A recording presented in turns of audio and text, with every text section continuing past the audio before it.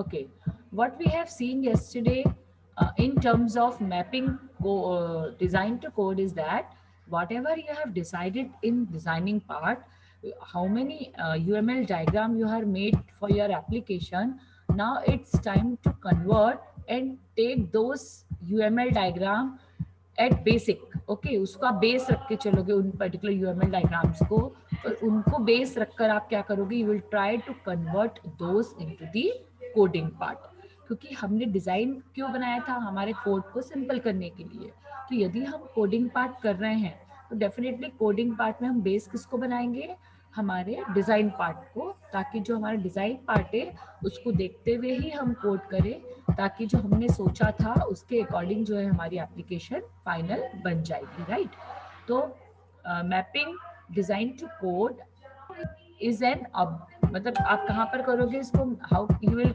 Code from design that is from using any object oriented language ठीक है ना आप कोई भी ऑब्जेक्ट ओरिएंटेड लैंग्वेज का यूज करके आप उसको डिजाइन को कोड में कन्वर्ट कर सकते हो now implementation of this programming language आपको मतलब सोर्स कोड लिखना शुरू करना है इसका मतलब यही होता है कि आपको टेक्निकल राइटिंग करना है आपको सोर्स कोड लिखना शुरू करना है तो सोर्स कोड लिखने के लिए आपको यहाँ पर एम्फेसाइज करना पड़ेगा मेथड्स को क्लासेस के एट्रीब्यूट्स को क्लासेस की मेथड मतलब क्लासेस के ऑपरेशंस को और उनके बीच की रिलेशनशिप्स को राइट आप चाहे जावा में बनाए आप चाहे उसको सी प्लस प्लस में बनाए आप कोई भी लैंग्वेज में बनाए आपको वहाँ पर क्या ध्यान रखना है आपको वहाँ पर ध्यान रखना है कि क्लासेस कौन कौन सी आपको लेनी है उस क्लासेस में एट्रीब्यूट्स कौन से हैं उसकी मेथड्स कौन सी है और आप किस तरह से एक क्लास को दूसरी क्लास में चाहे इनहेरिटेंस हो चाहे रीयूजेबिलिटी हो चाहे रीइंजीनियरिंग मतलब कोई भी फंडामेंटल हो आप कैसे आपस में क्लासेस का यूज कर रहे हैं आपको इन सब चीजों का ध्यान आपको रखना है right now programming and iterative evolutionary development हमें पता है कि हम क्या करते हैं डिजाइन में एक तरह का प्रोटोटाइप डेवलप कर लेते हैं प्रोटोटाइप डेवलप मतलब कि जिसको देखकर हमें अपनी जो कोडिंग है वो करना है लेकिन it is also said that कि आपको टोटली प्रोटोटाइप पे बिलीव नहीं करना है मतलब आपको टोटल प्रोटोटाइप पे ही स्टिक नहीं होना है आपको यदि आपको लगता है कि you can explore anything extra you can explore anything better तो आप उसको भी इनकलकेट कर सकते हो प्रोग्रामिंग वाइल प्रोग्रामिंग ठीक है मतलब आप उस अच्छे फैक्टर्स जो है अच्छी चीज़ें जो है आप उसको भी इंक्लूड कर सकते हो but what ever you do software application बनाते वक्त हमें एक चीज़ बहुत ध्यान रखनी है that is the use of use cases object oriented analysis and design and object oriented programming तीनों का मिक्स यूज केसेस मतलब आपके फंक्शंस प्रोग्राम के फिर एनालिसिस एंड डिजाइन मतलब आपने जितना भी डायग्राम्स बनाए चाहे वो डीएफडी हो चाहे वो ईआर डायग्राम हो चाहे वो यूज केस हो सीक्वेंस हो कोलैबोरेशन हो क्लास डायग्राम हो चाहे वो कोई भी तरह के डायग्राम हो उन सबको और ऑब्जेक्ट ओरिएंटेड की हेल्प से हमें अच्छा एप्लीकेशन को डेवलप करना है क्यों क्योंकि जितना भी हमने एनालिसिस किया है जितनी भी हमने रिक्वायरमेंट गैदर की थी जितनी भी हमने डिजाइनिंग की है वो सारा है it's a alternate approach to your software development एक रोड मैप की तरह वो वर्क करता है ठीक है आपको वो एक दिशा दिखा देगा कि आपको किस दिशा में जाना है मतलब आपका आसान काम हो जाता है राइट ओके नाउ हम क्या करेंगे हम कुछ नोटेशंस का भी यूज करेंगे ठीक है अब यहाँ पर नोटेशन का मतलब क्या होता है नोटेशन का मतलब ये होता है कि आप जो भी पर्टिकुलर डिजाइनिंग पार्ट कर रहे हो ठीक है ना वो डिजाइनिंग पार्ट के को रखकर ही आपको क्या करना है कोड करना शुरू करना है तो अगेन नोटेशन मतलब नोटिफिकेशन मतलब यहाँ पे यही होता है कि आपको अल्टीमेटली एक बहुत अच्छा प्रॉब्लम डिजाइनिंग करना है मतलब जो आपकी प्रॉब्लम थी जिसके बेस पे आपने डिजाइनिंग की थी उसको आपको बहुत अच्छे से एप्लीकेशन में कन्वर्ट करना है उसकी हर छोटी छोटी प्रॉब्लम को आपको क्या करना है कोडिंग के थ्रू रिजॉल्व करना है राइट तो जितनी भी छोटी छोटी कवर मतलब जो चीजें हैं वो डिजाइन में चाहे कवर हुई हो चाहे डिजाइन में अनकवर हुई हो आपको उसको सबको इम्प्लीमेंट करना है मतलब अपनी आइडियाज अपनी अंडरस्टैंडिंग सबको आपको उसमें इनकलकेट करना ही है तभी आपका जो एप्लीकेशन है उसका जो स्केल है वो बहुत अच्छा बनेगा मतलब वो बहुत अच्छी एप्लीकेशन बनकर आएगी। मतलब आपको ओवरऑल एम्फेसिस किस पे करना है, आपको ओवरऑल एम्फेसिस करना है आपके रिजल्ट जनरेशन पे, मतलब आप जो भी काम कर रहे हो वो परफेक्ट होना चाहिए, राइट। इसके बाद हमने कुछ एग्जाम्पल्स देखे थे बहुत अच्छे कि आप क्लास डायग्राम सपोज बनाते हो, राइट। तो आप कैसे क्लास डायग्राम को कन्वर्ट कर सकते हो किसी भी कोड में, ठीक है। तो हमने कल C++ का एक बहुत सिंपल सा कोड देखा था जिसमें टेम्परेचर नाम की क्लास थी, उसमें करंट और डिजायर्ड नाम के दो एट्रीब्यूट्स थे, और get current, get desired, get set current और सेट डिजायर्ड, ये चार उसकी मेथड्स थी। आपको पता है मेथड्स के पीछे हमेशा ब्रैकेट लगे हुए रहते हैं। एट्रीब्यूट और मेथड के बीच में आप इस तरह से क्या कर सकते हो, डिफरेंशिएट करके आइडेंटिफाई कर सकते हो, राइट। अब आप टेम्परेचर नाम की क्लास थी तो बट ऑब्वियस है आप ऊपर क्या लिखोगे, क्लास टेम्परेचर, पब्लिक तो जस्ट कीवर्ड आपने लगाया इसको शो करने के लिए, तो पब्लिक क्लास टेम्परेचर, ठीक है। तो आपकी जो क्लास है वो टेम्परेचर टाइप की है। अब उस क्लास में जो एट्रीब्यूट हैं वो कौन कौन से हैं, इंट करंट और इंट डिजायर्ड, ये दोनों एट्रीब्यूट्स प्राइवेट है क्योंकि दोनों के आगे क्या लगा हुआ है, माइनस लगा हुआ है, राइट। उसके बाद आपने क्या किया, get current, get desired, set desired और सेट करंट, ये चार आपकी क्या है, क्लास सॉरी आपके एड मेथड्स, और ये मेथड्स के आगे सबके आगे प्लस लिखा है, मतलब आपकी सारी मेथड कौन सी टाइप की है, पब्लिक टाइप की है। तो आपको बस पब्लिक पब्लिक पब्लिक उसमें मेथड जो लिखना है, उसके बाद देखो उसके मेथड के अंदर क्या आएगा वो आपको खुद से लिखना है, वो क्लास डायग्राम में रिप्रेजेंट नहीं होता है, ठीक है। तो आपको इस चीज का भी ध्यान रखना है। एक और एग्जाम्पल लिया था आपने कि यहाँ पर जो वन मोर एग्जाम्पल है उसमें अगेन वही क्लास डायग्राम, कोड से क्लास डायग्राम को डिपिक्ट किया है, इसमें उल्टा बताया है लेकिन आप दोनों वे कर सकते हो।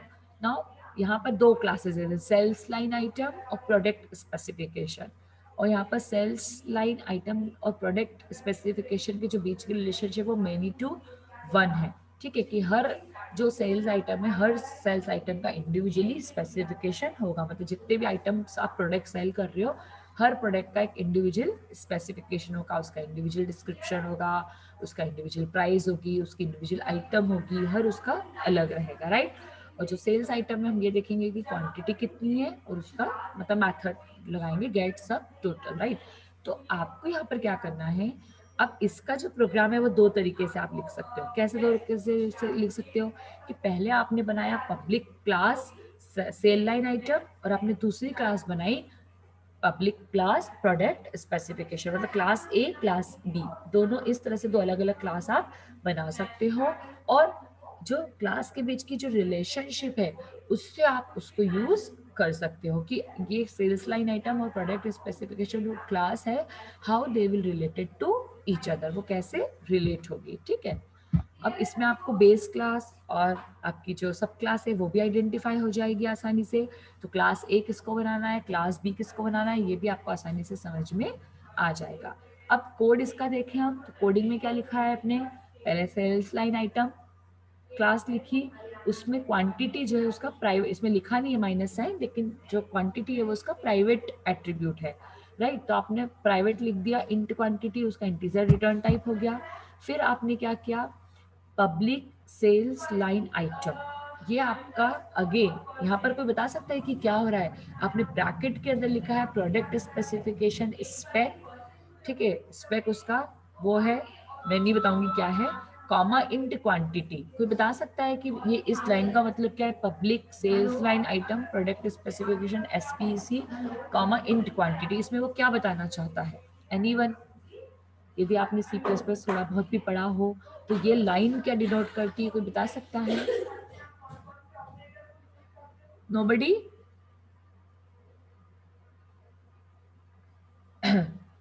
नोबडी, कोई भी नहीं बता सकता कि लाइन क्या डिनोट करती है, आपने कभी ऐसा यूज नहीं किया है, हाँ कि यूज किया है पर क्लास में ऑनलाइन ही नहीं है, बताना ही नहीं चाहते हैं, नोबडी। आप कैसे क्या यूज करते हो, आपने इस तरह से कैसे यूज कर रखा है इसको, आपने सेल्स लाइन आइटम में के अंदर पास के इसको क्या बोलते हैं, हम क्या यूज करते हैं, कितने लोगों को कंस्ट्रक्टर का यूज करना आता है, कंस्ट्रक्टर का नेम सेम एज क्या होता है, क्लास नेम, पता है क्या आप लोगों को ये चीज, I do not know whether you are listening और नॉट, छोड़ो। जब बात रिप्लाई नहीं करना है तो कोई मतलब ही नहीं है ना? क्या मतलब पढ़ाने से फिर? अब सिमिलरली जैसे आपने क्लास डायग्राम से कोड को इन्वोक किया था, कोड बनाया था, वैसे सिमिलरली आप इंटरैक्शन डायग्राम जो है, जो सीक्वेंस और कोलैबोरेशन डायग्राम होते हैं, उससे भी आप कोड को जनरेट कर सकते हो। तो सबसे पहले हम देखते हैं कि आप कोलैबोरेशन डायग्राम से कैसे जनरेट करोगे। अब कोलैबोरेशन डायग्राम हमने पढ़े हैं। जो कोलैबोरेशन डायग्राम होते हैं, कोलैबोरेशन डायग्राम में क्या होता है, देयर आर ऑब्जेक्ट्स, और एक ऑब्जेक्ट दूसरे ऑब्जेक्ट से कितनी बार मैसेज को पास कर रहा है, ये आपको कोलैबोरेशन डायग्राम से समझ में आ जाता है। अब उसको आप कोडिंग में कैसे कन्वर्ट करोगे? तो कोडिंग में कन्वर्ट करने के लिए आपको क्या करना पड़ेगा कि ये जो नंबर ऑफ मैसेजेस दो ऑब्जेक्ट के बीच में पास हो रहे हैं, तो ऑब्वियसली जो ऑब्जेक्ट है वो किसके रहेंगे? क्लास के ऑब्जेक्ट्स रहेंगे।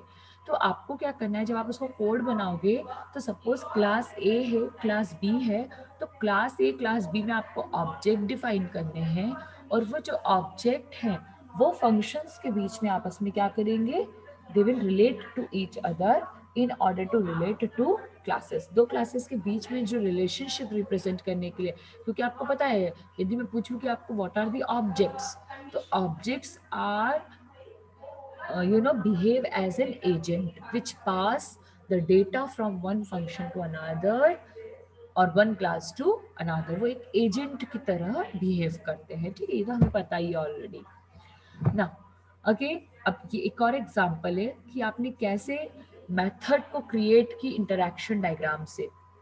अभी आप इंटरनेट पे क्या करेंगे, गूगल पे जब भी आप जब भी आप सीक्वेंस डायग्राम देखेंगे, तो सीक्वेंस डायग्राम में मैंने तो आपको ऐसा सेंटेंस लिखना बताया है कि enter the login ID, enter the password, फिर वो चेक करेगा कि weather the ID password is correct और नॉट, फिर सेंड ऑथेंटिकेशन मैसेज, फिर लॉगिन सक्सेसफुली। अपन ने क्या किया, ऐसे मैसेज के फॉर्म में लिखा है। लेकिन जो स्टैंडर्ड, वो तो आपको समझाने के लिए ऐसा बताया है, लेकिन जो स्टैंडर्ड सीक्वेंस डायग्राम होते हैं उसमें हमेशा क्या होता है, जब भी आप किसी लाइफलाइन से इंटरेक्ट करते हो, तो वहाँ पर जो इंटरेक्शन होता है वो मोर अवर मेथड के फॉर्म में होता है। जैसे मुझे सपोज लॉगिन करना है, तो लॉगिन एक तरह की क्या होगी, आपकी मेथड होगी। हाँ, वो बात अलग है कि उस लॉगिन मेथड में आप यूजर आईडी और पासवर्ड एट्रीब्यूट का यूज करोगे, क्योंकि यूजर आईडी और पासवर्ड तो आपके एट्रीब्यूट्स होते हैं। तो आप लॉगिन कर रहे हो, ये आपका एक फंक्शन हो गया, ये आपकी एक मेथड हो गई। तो आप लॉगिन मेथड को क्या कर रहे हो, आप यूज कर रहे हो। तो जब भी आप, जो कस्टमर है उसको जब भी लॉगिन करना है, तो लॉगिन पेज से वो लॉगिन मेथड को क्या करेगा, इन्वोक करेगा। मैंने आपको ऐसा लिखवाया है, enter user ID, enter password, ठीक है, वो तो उसके सब मेथड हो गए, लेकिन अल्टीमेटली आप क्या कर रहे हो, लॉगिन फंक्शन को इन्वोक कर रहे हो। ठीक है। अब सपोज आपको वहां पर कोई डिटेल को अपडेट करना है, ठीक है। अब डिटेल को अपडेट करने के लिए मैंने आपको क्या बताया है कि ओपन दी या click on the update button, then form will display in front of you, then make changes whatever you want, and then again you will save the changes and submit your form। इस तरह से आप update कर सकते हो in the form of message. लेकिन इसको in terms of sequence diagram करना है, तो आप क्या करोगे कि आपको अपडेट फंक्शन का यूज करना पड़ेगा। मतलब आप क्या इन्वोक करोगे वहां पर, अपडेट फंक्शन विद ब्रैकेट, उसको आप क्या करोगे, इन्वोक करोगे। मतलब अल्टीमेटली कहने का मतलब ये है कि आप जो मैसेज आपके सीक्वेंस डायग्राम में है, उस मैसेज से जो फंक्शन रिलेटेड है आपको उसको इन्वोक करना है, वो फंक्शन को आपको यूज करना है। ठीक है। अब जैसे हमने लास्ट एग्जांपल देखा था, सिमिलर एग्जांपल यहाँ पर भी है कि आपकी जो मेन क्लास है पहले, वो क्लास रजिस्टर क्लास है, और रजिस्टर क्लास जो है उसके अंदर आपने क्या कर रखा है, एक प्रोडक्ट कैटलॉग क्लास यूज की, उसका ऑब्जेक्ट आपने कैटलॉग बनाया है, और एक और क्लास है प्राइवेट सेल, और उसका जो आपने ऑब्जेक्ट बनाया है वो करंट सेल बनाया है। ठीक है।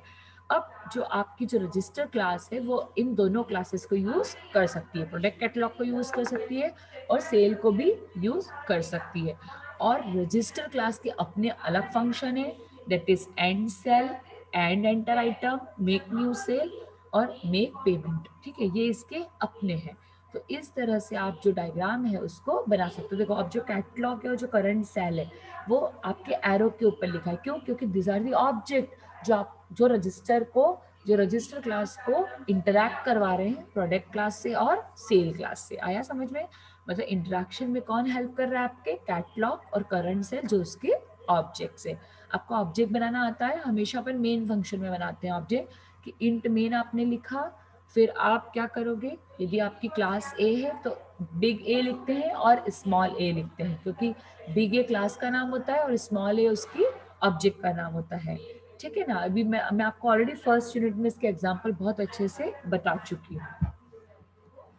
अब सिमिलर मैनर में आप कोई भी पर्टिकुलर, आप देखो यहाँ पर आपने क्या लिखा है, पब्लिक क्लास सेल, मतलब सेल आपकी एक क्लास है। अब आपने यहाँ पे लिखा private list line items equals to new array list.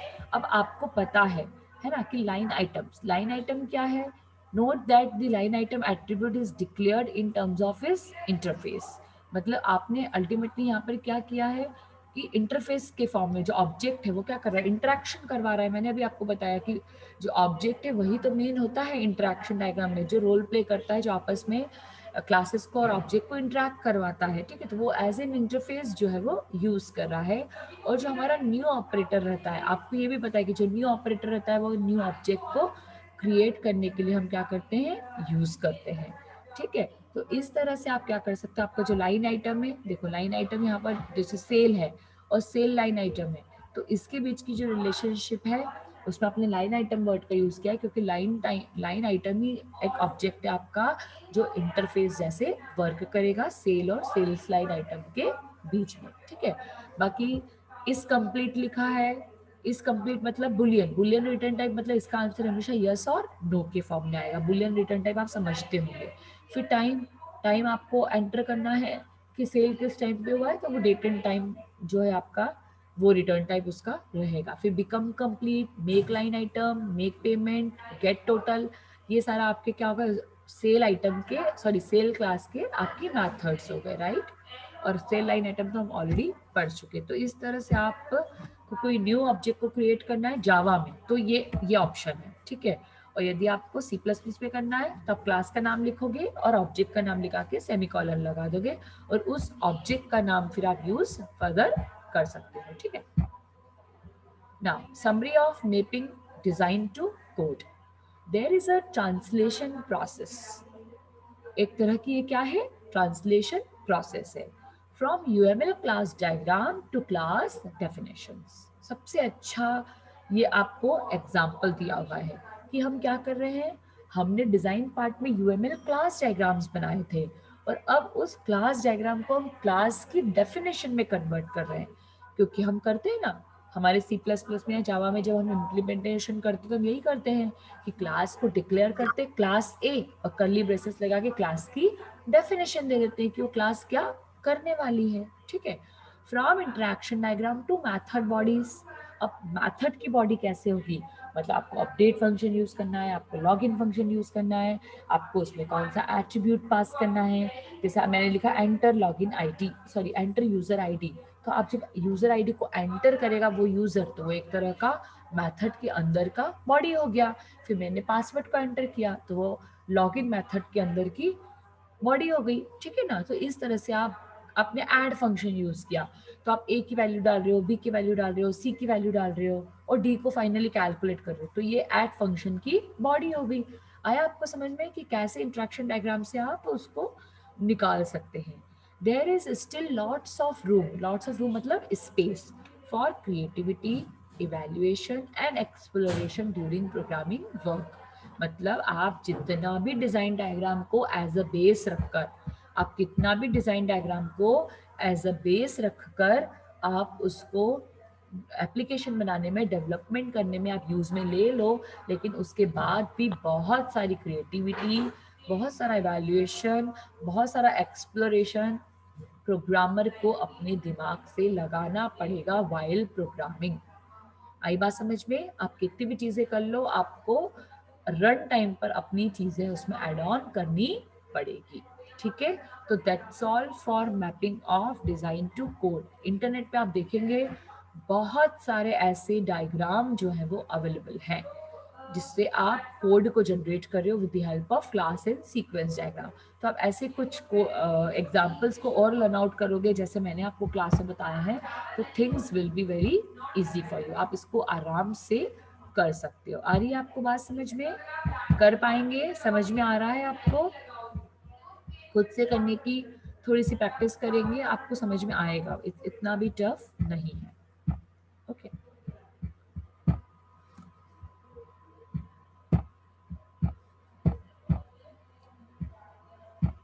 ठीक है। अभी थोड़ा सा नया टॉपिक आज की क्लास में शुरू करते हैं, टेस्टिंग। रेज योर हैंड्स, कितने लोग टेस्टिंग पहले पढ़ चुके हैं? How many of you learn testing before? कभी आपने टेस्टिंग के बारे में सुना है? रेज योर हैंड्स, जितने भी लोग टेस्टिंग पढ़ चुके हैं। रेज योर हैंड मतलब रेज हैंड का ऑप्शन सिलेक्ट करना है आपको। रिएक्शन में जाएंगे और रेज हैंड करेंगे। किरण ने सुना है, और किसने सुना है? जेबा ने सुना है, लिशा ने सुना है। टेस्टिंग वर्ड, मैं बिल्कुल नहीं पूछूंगी तुमसे टेस्टिंग की definition, I will not ask, मैं आपको खुद ही पढ़ाऊंगी, लेकिन मैं तो सिर्फ पूछ रही हूँ कितने लोगों ने सुना है the meaning of testing. Okay, Aziz ने सुना है, अभिषेक ने सुना है, अमित विला राजपूत, चलो काफी लोगों ने, मतलब सॉफ्टवेयर इंजीनियरिंग सब लोग पढ़कर आए, ये मान के चल लूं मैं। 18-17 लोगों ने रेज हैंड किया है, 15 से 16 लोगों ने। ठीक है, आप लोग रेज डाउन कर लीजिए, लोअर योर हैंड्स। तनीषा ने भी सुना है। ओके, चलिए। तो टेस्टिंग क्या होता है कि testing is an activity to check whether the actual results match the expected results and to ensure that the system is defect free। मतलब आप क्या कर रहे हो? टेस्टिंग एक ऐसी एक्टिविटी है जिसमें आप क्या करना चाहते थे और क्या रिजल्ट आया है, मतलब एक्सपेक्टेड और एक्चुअल रिजल्ट में डिफरेंस फाइंड आउट करोगे। यदि डिफरेंस बहुत ज़्यादा है, इसका मतलब ये है कि आपका सिस्टम एक्सपेक्टेशन के अकॉर्डिंग वर्क नहीं कर रहा है। और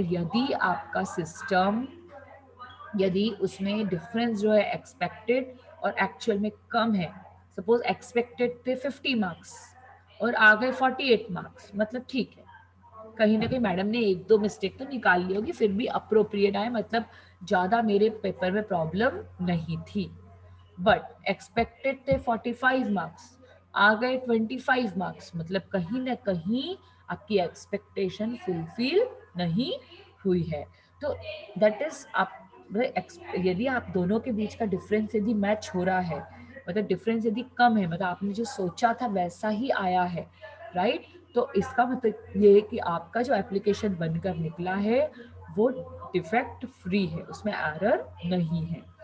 Testing also helps to identify errors, gaps or missing requirement in contrary to the actual requirement। मतलब एक्चुअली जो हम करना चाहते थे यदि वैसा नहीं हुआ है तो उसको करने के लिए हम जो भी पर्टिकुलर गैप्स है उसको फुलफिल कर दें, जो भी रिक्वायरमेंट मिसिंग है उसको फुलफिल कर दें, या जो भी एरर आ रही है उस एरर को रिजॉल्व कर सकते हैं। ठीक है, मतलब उस एरर को सॉल्व कर सकते हैं। इट कैन बी डर It can be either done manually or using automated tools। ये हमको पता है, हमारे जितने भी सॉफ्टवेयर टेस्टर्स होते हैं जो कंपनीज में होते हैं, ठीक है, मेरे 3 फ्रेंड्स हैं जो टेस्टर्स हैं, राइट, तो वो उन लोग, कुछ फ्रेंड्स मेरे ऑटोमेटिकली मेरे ऑटो टूल्स का भी यूज़ करते हैं टेस्टिंग करने के लिए, और कुछ मैन्युअली भी टेस्टिंग करते हैं। ठीक है, दोनों के अलग अलग मेथड होती है, आइदर मैन्युअली और automatic. Now what are the अच्छा, पहले we can talk about some types of testing also. इसमें तो डायरेक्ट आप टेस्टिंग पढ़कर आए हो, उसका प्री रिक्विजिट ये है कि आप टेस्टिंग ऑलरेडी पढ़ चुके हो, इसलिए इसमें ज़्यादा डिटेल में नहीं है, लेकिन I will try to cover up issues in O testing. O मतलब ऑब्जेक्ट ओरिएंटेड टेस्टिंग। मतलब ऑब्जेक्ट ओरिएंटेड टेस्टिंग मतलब कि जहाँ पर ऑब्जेक्ट ओरिएंटेड के कॉन्सेप्ट्स को आपने यूज किया हो, वो वाली टेस्टिंग यहाँ पर आ जाएगी। Traditional testing methods are not directly applicable to OO programs as they involve OO concepts including encapsulation, inheritance, and polymorphism. These concepts lead to issues which are yet to be resolved, and some of these issues are listed below। ठीक है, मतलब आप जो भी testing perform कर रहे हो, यदि आपने उस टेस्टिंग को ओ प्रोग्राम्स पे एप्लीकेबल नहीं किया है ना, मतलब वो डायरेक्टली यदि ऑब्जेक्ट ओरिएंटेड प्रोग्राम पे एप्लीकेबल नहीं है, तो जो भी मिस्टेक आपकी इनकैप्सुलेशन में आएगी, इनहेरिटेंस में आएगी या पॉलीमॉर्फिज्म में आएगी, मतलब ओ कंसेप्ट पे आएगी, चाहे वो मैसेज पासिंग हो, चाहे वो मतलब कोई भी कॉन्सेप्ट हो सकता है वो, ठीक है, उस पर वो एप्लीकेबल नहीं होगी, तो वहाँ की जो प्रॉब्लम है वो रिजॉल्व नहीं हो पाएगी। तो आपका जो कंसेप्ट है टेस्टिंग का यहाँ पर, है ना, किसमें, हम यूएमएल में, देखो सॉफ्टवेयर इंजीनियर में जो टेस्टिंग पढ़ी आपने वो चीज़ बिल्कुल अलग है। अलग है इन द सेंस कि कर रहे हैं यहाँ भी टेस्टिंग है, लेकिन वहाँ पर आपका फोकस कुछ और था, यहाँ पर आपका फोकस बिल्कुल कुछ और है। वहाँ पर हमने मॉड्यूल्स पे टेस्टिंग की थी, यहाँ पर हम मॉड्यूल की बात नहीं करेंगे। यहाँ पर हम जो टेस्टिंग अप्लाई करेंगे वो किस पे करेंगे, अभी at this topic object oriented programs पर हमारी टेस्टिंग को हम अप्लाई करेंगे। तो सबसे पहला जो इश्यू आता है इसमें, that is the unit testing.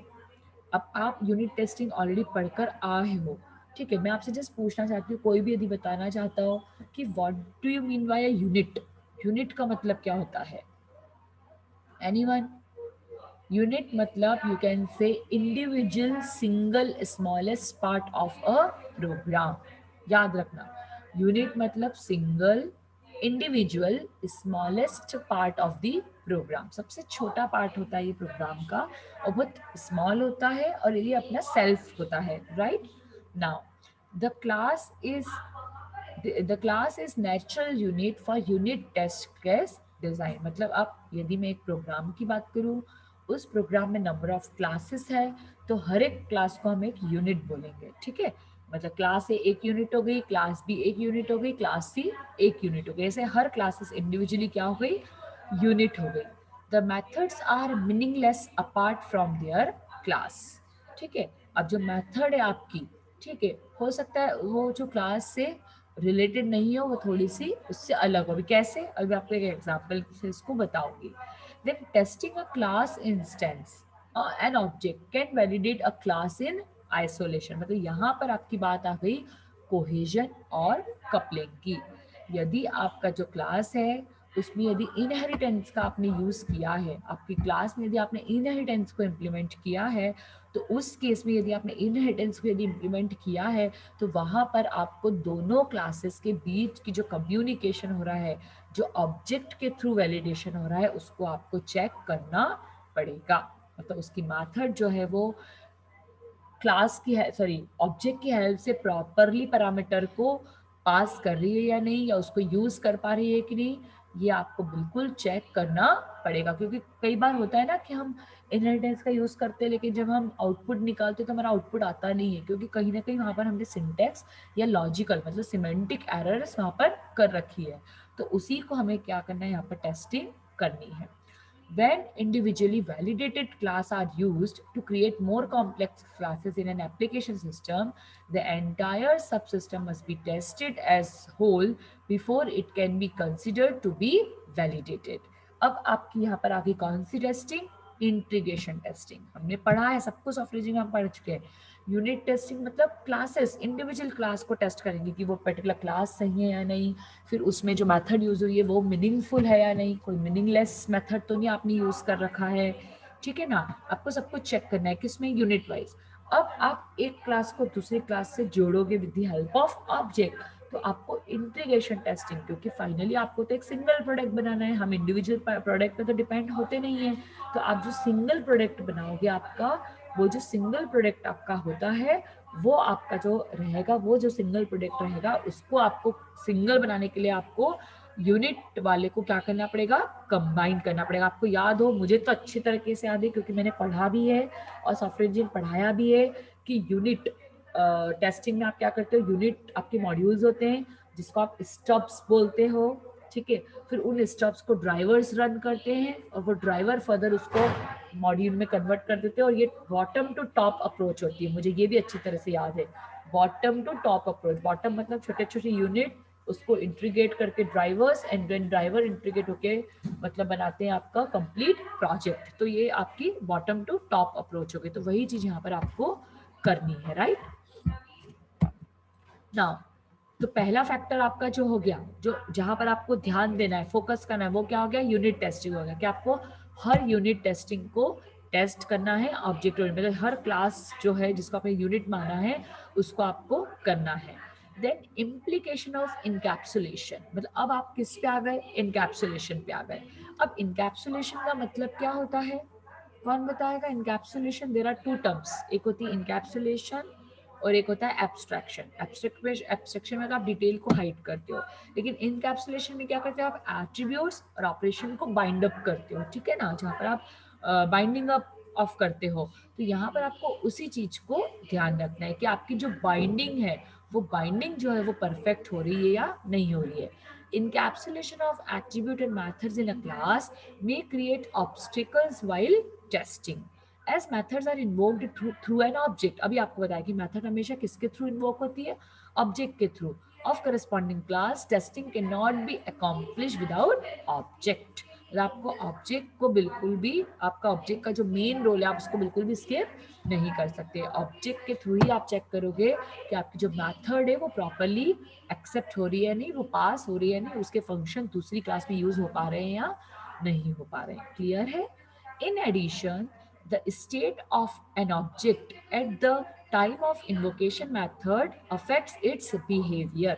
Hence, testing depends not only on the object but on the state of object also, which is very difficult to acquire.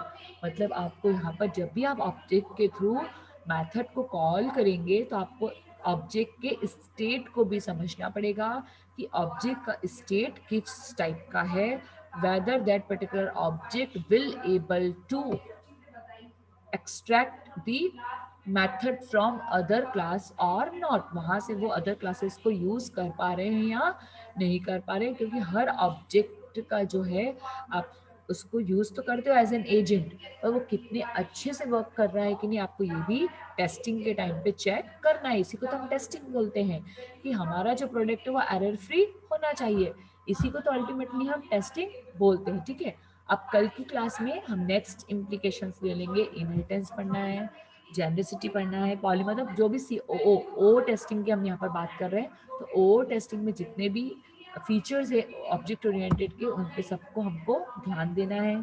आपको ओ टेस्टिंग के लेवल्स पढ़ना है कि पहले आप मेथड को टेस्ट करेंगे हर छोटी छोटी, फिर क्लास को करेंगे, फिर क्लास को इंटीग्रेट करेंगे, और फिर फाइनली जो पूरा सिस्टम बन जाएगा उसको करेंगे। बहुत आसान है, पता है, इतना डिफिकल्ट नहीं। आप लोग सब पढ़ के आए हो ये चीज़ें, तो कल की क्लास में इसको हम कवर अप करने की कोशिश करेंगे। ठीक है।